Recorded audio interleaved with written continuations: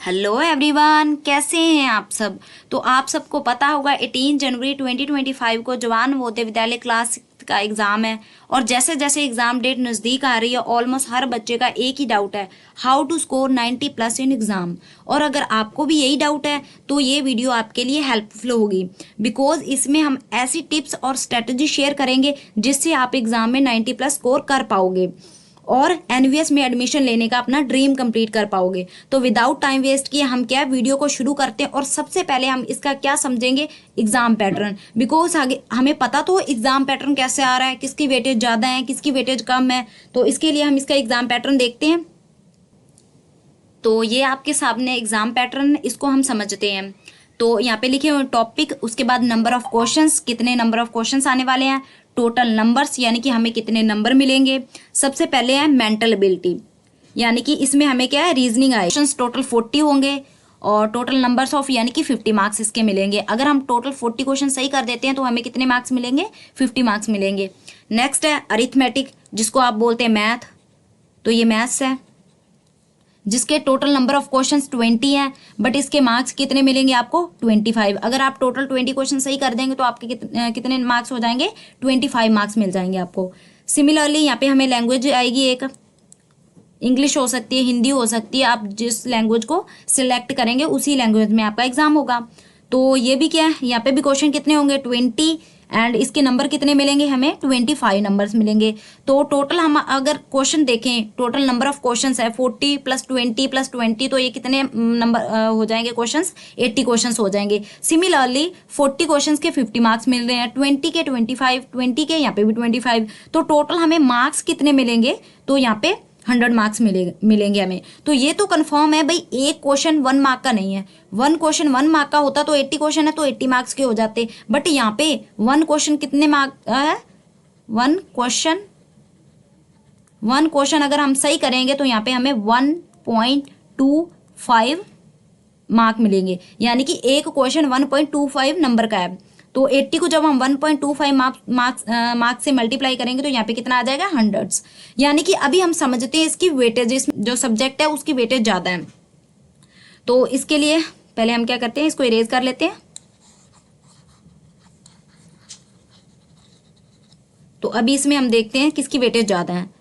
अगर आप इसको ध्यान से देखें, यहाँ पे 40 क्वेश्चन है तो यहाँ पे हमें 50 मार्क्स मिल रहे हैं। अगर हम इन दोनों को ऐड करें यानी कि 25 + 25, इसके कितने नंबर बन जाएंगे, 50 नंबर। इन दोनों को जोड़ने पर 50 मिल रहे हैं, बट अगर हम रीजनिंग को अकेला सही कर दें, फर्स्टली अगर हम रीजनिंग को पहले सॉल्व करके बिल्कुल एक्यूरेट कर लें तो सबसे पहले हम इसी में 50 नंबर ले जाएंगे। ये दोनों को जोड़ने पर हमें 50 मिल रहे हैं और यहाँ पे रीजनिंग को अकेला सही करने पे 50 मार्क्स मिल रहे हैं। तो हमें किस चीज़ पे ज़्यादा ध्यान देना है, रीजनिंग पे।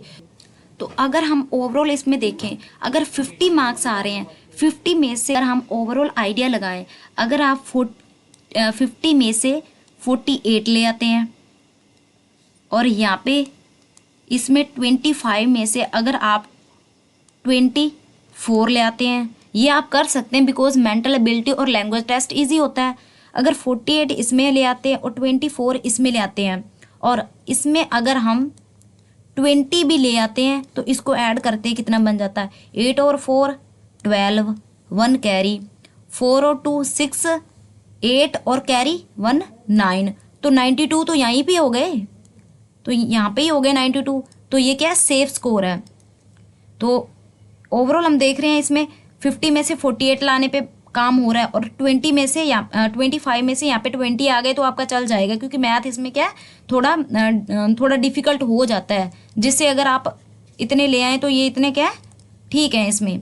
और 25 में से यहाँ पे 24 ला सकते हैं। तो यहाँ पे हमने पहले क्या ऊपर ऊपर से देख लिया अभी किस सब्जेक्ट में हम कितने नंबर लगाएं तो क्या है हमारा सेफ स्कोर हो जाए। अभी हम इन डेप्थ में जाके समझते हैं इन टॉपिक को, मेंटल एबिलिटी को अलग से, अरिथमेटिक को अलग से और लैंग्वेज को अलग से, इसको अलग से देखते हैं। और ये हमारे 3 सेक्शन है, रीजनिंग, अरिथमेटिक एंड लैंग्वेज। इसमें हमारा फर्स्ट स्टेप क्या होना चाहिए, और ये स्ट्रेटजी लास्ट उनके लिए है जिन्होंने पहले से कुछ ना कुछ प्रेपरेशन कर रखी है, बिकॉज अब से आप लगोगे तो थोड़ा डिफिकल्ट हो जाएगा। तो कईयों ने तो पहले क्या कर रखा होगा, प्रैक्टिस कर रखी होगी, प्रैक्टिस होगी, पहले उन्होंने क्या किया होगा, प्रैक्टिस किए होंगे रीजनिंग के क्वेश्चंस, पहले टाइप वाइज इन्होंने कंप्लीट किए होंगे। उसके बाद का प्रोसेस हमने समझना है। पहले हमने प्रैक्टिस करने क्वेश्चन, प्रैक्टिस रीजनिंग क्वेश्चंस, ये स्टेप जब हो जाए, next focus on the speed and accuracy. उसके बाद हमने क्या करना है, स्पीड और एक्यूरेसी, क्योंकि रीजनिंग में हम अपनी स्पीड को बढ़ा सकते हैं और इसमें टाइम को सेव करके किस में लगा सकते हैं, मैथ में, क्योंकि मैथ में क्या करना होता है, हमें सॉल्व करने होते हैं, तो इसका टाइम बचा के यहाँ पे यूज किया जा सकता है। स्पीड और एक्यूरेसी को हमने मेंटेन करना है, किससे, solving previous year question paper, क्योंकि जब हम प्रीवियस ईयर क्वेश्चन पेपर लगाते हैं तो हमें पता लगता है भी किस टाइप के क्वेश्चंस आ रहे हैं। तो ये 2 स्टेप रीजनिंग के लिए हो जाएंगे और उसके बाद हमने क्या है, simple previous year question paper पे फोकस करना है। अभी आ जाते हैं अरिथमेटिक पे। इसमें क्या करना है, complete your syllabus from any teacher. आप जिस टीचर से भी पढ़ रहे हैं उनसे पहले आपने क्या करना है, सिलेबस को कंप्लीट करना है। और जो हमसे पढ़ रहे हैं उनको तो टेंशन नहीं लेंगे, जरूरत नहीं है, उनको हम पूरा कंप्लीट सिलेबस करवा देंगे और उसके बाद प्लस सब कुछ उसी में होगा, फॉर्मूलाज वगैरह भी। तो पहले हमने क्या करना है, किसी भी टीचर से सारे क्या करना है, सिलेबस कंप्लीट करना है। सिलेबस कंप्लीट होने के focus on previous year question paper. Syllabus जैसे ही कंप्लीट हो जाए, मिक्स्ड क्वेश्चन लगाने हैं प्रीवियस ईयर क्वेश्चन पेपर से। जितने भी प्रीवियस ईयर क्वेश्चन पेपर में क्वेश्चंस पूछे गए हैं वो सारे क्वेश्चंस आपने करने हैं, प्लस उनकी क्या करनी है, प्रैक्टिस करनी है। और मोस्ट इंपॉर्टेंट क्या है इसमें, फॉर्मूलाज को लर्न करना है, क्योंकि एग्जाम में अगर आपको क्वेश्चन आ रहा है बट उसका फॉर्मूला नहीं याद, तो वो क्वेश्चन आता हुआ भी आपको ना आया हुआ ही हो जाएगा, क्योंकि आएगा ही नहीं, आपको फॉर्मूला नहीं याद। तो इस पे क्या करना है, मोर फोकस करना है। और इसके लिए हम अलग डेडिकेटेड एक वीडियो बनाएंगे जिसमें हम सारे फॉर्मूलाज को क्या करेंगे, रिवाइज करेंगे। अभी इसमें देखते हैं लैंग्वेज में क्या है, improve reading comprehension and vocabulary. इसका क्या मतलब है, वो डेली एक कॉम्प्रिहेंशन सॉल्व करना है और उस कॉम्प्रिहेंशन को सॉल्व करके पहले उसको पढ़ना है, उसके बाद क्वेश्चंस को अटेम्प्ट करना है। और जिस चीज में आपको वीकनेस लग रही है, यानी कि जहाँ उसकी वोकेबलरी में, तो उसको क्या करना है, अलग से नोट करके उसकी क्या करनी है, प्रैक्टिस करनी है।